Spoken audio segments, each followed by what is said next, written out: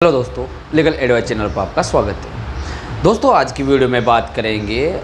जब भी किसी पति पत्नी के बीच में कुछ छोटा मोटा सा डिस्प्यूट हो जाता है, एक दूसरे से अलग रहने लग जाते हैं, तब ऐसी कंडीशन में यहाँ पर स्थिति बनती है कि पत्नी पति के पास रहना चाहती है या पति पत्नी को रखना चाहता है, लेकिन पत्नी पति के पास नहीं रहना चाहती, या यूँ कहे कि पति पत्नी को नहीं रखना चाहता है, पति डाइवोर्स लेना चाहता है और पत्नी अपने पति के पास रहना चाहती है, वो अपना घर बसाना चाहती है। दोस्तों, आज का जो हमारा टॉपिक है कि कोई भी पत्नी अगर पति के पास रहना चाहती है तो उसके पास वो कौन कौन से लीगल राइट्स होते हैं जिसके आधार पर वो पत्नी अपने पति के पास रह सकती है, अपने ससुराल में जाकर वो निवास कर सकती है। क्योंकि दोस्तों, बहुत से ऐसे क्वेश्चंस आते हैं कि क्योंकि यहाँ पर अगर एक आधार अगर देखा जाता है कि बहुत से मामलों में महिलाओं को गलत बताया जाता है। हालांकि सभी महिलाएं एक जैसी नहीं होती है, सभी महिलाओं को एक स्तर से नहीं देखा जा सकता। बहुत सी महिलाएं ऐसी है जो आज के समय में भी महिला प्रोटेक्शन एक्ट बनने के बाद भी अभी तक महिलाओं के ऊपर अत्याचार होता रहा है। क्योंकि अभी तक भी जो गाँव में जो निवास करने वाले लोग हैं, जो शिक्षा से थोड़ा सा वंचित है, ऐसे लोग महिलाओं को प्रताड़ित करते हैं, महिलाओं को परेशान करते हैं।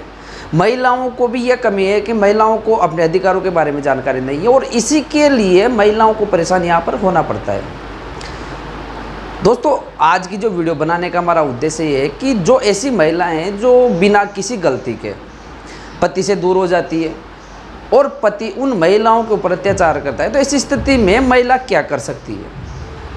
आपने देखा होगा कि बहुत सी वीडियो आपको ये मिल जाएंगी कि महिलाएं, अधिकतर वीडियो में महिलाओं को गलत साबित किया जाता है, लेकिन ऐसा नहीं है। आप एक एंगल से सभी महिलाओं को नहीं देख सकते, क्योंकि हो सकता है कि 80% महिलाएं गलत हो, लेकिन 20% महिलाओं के लिए ज़रूरी नहीं है कि वो भी गलत ही हो सकता है कि 20 की जगह 30% महिलाएँ भी ऐसी हो जिनके ऊपर अत्याचार किया जाता हो, जिनको कानूनी रूप से जो जानकारी नहीं हो। तो ऐसी महिलाओं के लिए आज की वीडियो है। और अगर आप भी ऐसी समस्या से जूझ रहे हैं, आप भी ऐसी समस्या से जूझ रही है कि जिससे आपका पति आपको रखने के लिए तैयार नहीं है, वो दूसरी शादी करने के इरादे से आपको परेशान कर रहा है, आपको टॉर्चर कर रहा है, आपको मायके में अगर आप चले गए हो तो मायके से वापस नहीं ला रहा हो, कोई प्रयास नहीं कर रहा हो, तो ऐसी स्थिति में महिलाओं के पास जो प्रोटेक्शन है, महिलाओं के पास जो राइट्स है, उन राइट्स की बात आज की इस वीडियो पर करेंगे। और सभी व्यूअर्स से मेरा ये रिक्वेस्ट है कि अगर आप इस चैनल पर फर्स्ट बार अगर विजिट कर रहे हैं, आपने अगर इस चैनल पर कभी विजिट नहीं किया है और अगर विजिट कर भी लिया और अगर अभी तक आपने इस चैनल लीगल एडवाइस विकास मीडिया को अगर सब्सक्राइब नहीं किया है, तो चैनल को आप सब्सक्राइब जरूर करें, क्योंकि जो भी वीडियो इस चैनल पर अपलोड की जाती है वो कानून से संबंधित जानकारी आम लोगों तक उपलब्ध करवाने के उद्देश्य से अपलोड की जाती है। तो आपने अगर अभी तक चैनल को सब्सक्राइब नहीं किया हो तो चैनल को सब्सक्राइब जरूर करें और उसके साथ साथ ही बेल आइकन को भी जरूर क्लिक करें, जिससे कि आने वाली वीडियो नोटिफिकेशन से आपके पास से पहुँचती रहे। दोस्तों, अगर पहले अधिकार की बात करते हैं कि जब भी कोई भी महिला अपने मायके चली जाती है या यूँ माने कि उसको पति खुद जाकर अपने मायके छोड़ आता है, अपने पियर छोड़ आता है, लेकिन बाद में जाकर वो इस चीज़ के लिए ना तो पत्नी को वापस अपने घर लाना चाहता है, नहीं वो कोई प्रयास ऐसा करता है कि जिससे कि पत्नी अपने उसके पास खुद के पास ही रह सके। यहाँ तक कि ऐसी स्थितियाँ भी देखी जाती है कि पत्नी को वापस अपने ससुराल आने से रोका जाता है, उसको धमकी दी जाती है कि आप हमारे घर नहीं आएगी, अगर आप हमारे पास रहती है तो आपको इस तरह का भुगतान करना पड़ेगा। तो ऐसी महिलाओं के लिए सबसे एक फर्स्ट ऑप्शन रहता है कि अगर कोई भी ऐसी महिला है जिसको पति अपने घर आने से रोक रहा हो, अगर पत्नी ये चाहती है कि वो वापस घर बसाए, वापस अपने पति के पास रहे, जहाँ पर उसकी शादी की गई है वहाँ वो अपने पति के पास रहे। तो दोस्तों, मैं आपको सबसे पहले क्लियरली आपको ये बता दूं कि बहुत से ऐसे राइट्स हैं जहाँ पर किसी भी महिला की जहाँ पर शादी होती है, जिस व्यक्ति से लीगली उसकी शादी होती है, तो वहाँ ऐसी स्थिति में उस महिला को लीगल राइट्स यहाँ पर मिल जाते हैं।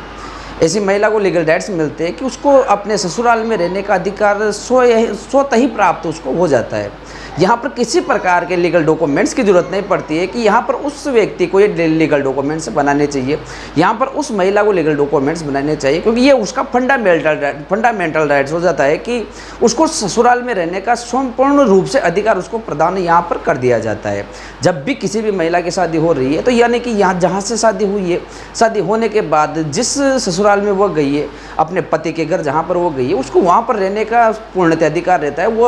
अगर पति नहीं भी चाह रहा है कि उसको वहाँ पर रखा जाए तो ऐसी स्थिति में भी वो महिला अपने घर जा सकती है, अपने ससुराल में यहाँ पर रह सकती है। और इससे भी अगर आपका काम नहीं बनता है, अगर आपका निजी कारणों से या आप किसी द्वेषता के चलते हुए अगर आप ऐसा नहीं कर पाते हैं, लेकिन यहाँ पर एक चीज़ देखने को मिलती है कि छोटी छोटी गलतियाँ महिला से भी हो सकती है, पति से भी हो सकती है, लेकिन यहाँ पर इश्यूज क्या बनते हैं? यहाँ पर इश्यूज बनते हैं कि कोई भी छोटी मोटी बात हो गई, पत्नी मायके में चली गई है, पति उसको लेने नहीं जा रहा है, पत्नी ये सोच रही है कि मेरा पति मेरे से आकर माफ़ी मांगे, तो ऐसी स्थिति में गलती किसी की भी हो, महिला की हो या पति की हो, सबसे बढ़िया बात मैं आपको ये सजेस्ट करता हूँ कि किसी भी की गलती हो, अगर पति की गलती हो या पत्नी की गलती हो, तो ऐसी स्थिति में आपको आपस में कॉम्प्रोमाइज़ कर लेना चाहिए।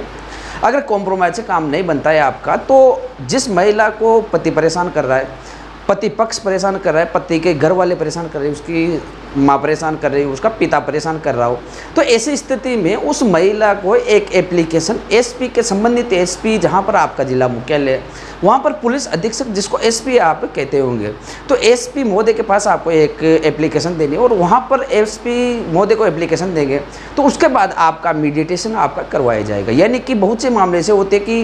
पति पक्ष क्या बोल रहा है और वो बात महिला तक नहीं पहुँच रही है, महिला अपना क्या विचार रख रही है, वो बात पति के पास नहीं पहुँच रही है। तो ऐसी स्थिति में भारतीय जो कानून व्यवस्था है वो ये नहीं चाहती है कि मामला ज़्यादा बड़ा रहे। अधिकतर मामलों को सॉर्ट आउट करने का प्रयास किया जाता है, वह मेंटेनेंस का केस हो, दहेज का केस हो या किसी अन्य प्रकार का जो मैट्रिमोनियल संबंधित जो भी केस होते हैं जो हस्बैंड और वाइफ के बीच में होते हैं, तो ऐसे केसों के लिए कोर्ट का ये प्रयास रहता है कि पुलिस का भी यही प्रयास रहता है कि ये कोर्ट में रजिस्टर्ड होने से पहले ये जिन केसों में मीडिएशन करवाया जाता है वहाँ पर अगर मीडिएशन हो जाता है, क्योंकि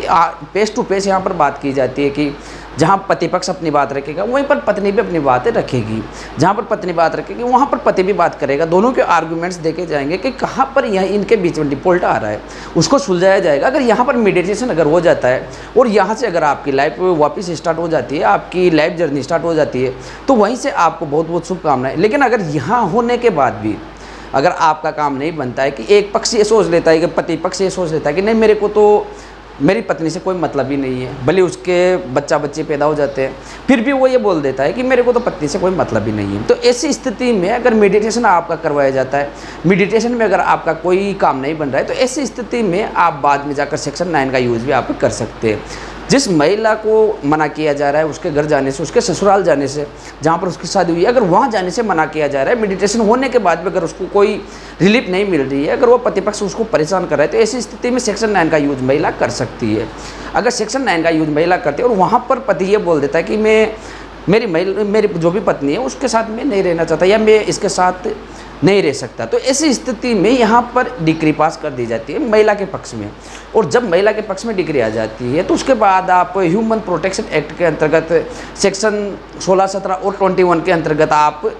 जिस घर में आपकी शादी हुई है वहाँ पर आप दावा कर सकते हैं, वहाँ पर आप डिमांड कर सकते हैं। आप यहाँ यही डिमांड कर सकते हैं कि आपको एक मकान चाहिए, आप ऐसी डिमांड कर सकते हैं जिसको आप जो भी आपका पति वो पूरा ही ना कर पाए। अगर ऐसी डिमांड अगर कोर्ट के सामने अगर आप रखते हैं और अगर वहाँ पर वो डिमांड करने के लिए अगर लायक नहीं रहता है कि उसकी हैसियत 10 लाख रुपए की और आप 20 लाख रुपए की अगर डिमांड कर देते और आपका मीडिएशन नहीं होता है, तो ऐसी कंडीशन में पति को यही लगेगा कि अब कुछ भी फायदा नहीं है, अब वापस जितनी कमाई इसको देंगे उतनी कमाई से वापस एक साथ जीवन आप दोनों निर्वाह कर सकते हैं। तो ऐसी स्थिति में यहाँ पर आने पर भी आपको मीडिएशन मिल जाता है। मीडिएशन होने के बाद आपका वहाँ पर अगर क्लैरिफाई हो जाता है तो ऐसी स्थिति में आपका पति आपको रख सकता है। फिर भी अगर आपका काम नहीं बनता है, आप एसपी महोदय के पास जाए, आप सेक्शन 9 का यूज़ आपने कर लिया, आप ह्यूमन प्रोटेक्शन एक्ट के अंतर्गत आपने कोई डिमांड कर ली, अगर उस डिमांड को पूरा नहीं किया जाता है तो ऐसी स्थिति में पति को जेल जाना स्वतः बन जाता है। अगर आपके पास सेक्शन 9 की डिग्री आ जाती है और सेक्शन 9 की डिग्री आने के बाद आप जो भी आपका हर्जाना जो भी आपका मेंटेनेंस है, जो आपके जीवन जीने के लिए जो ज़रूरतें आपको चाहिए, अगर उन ज़रूरतों की अगर पूर्ति अगर पति नहीं कर रहा है, तो ऐसी स्थिति में उस पति को सज़ा हो सकती है। आपको थोड़ा सा प्रयास करना पड़ेगा, लेकिन हमारा बेस्ट सजेशन आपको यही रहेगा कि